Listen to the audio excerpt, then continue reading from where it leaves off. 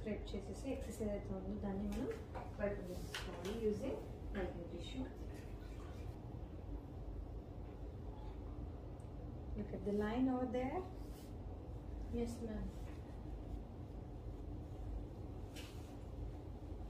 तो फिर face cream वालों को एक्टिवेट ज़्यादा लगता है. Look at the difference. ఇక్కడ వరకు మనం పెట్టాము, స్కిన్ అంతా ఫేర్ అయిపోయింది, అండ్ ఇక్కడ మనం అప్లై చేయలేదు. Can see her tan.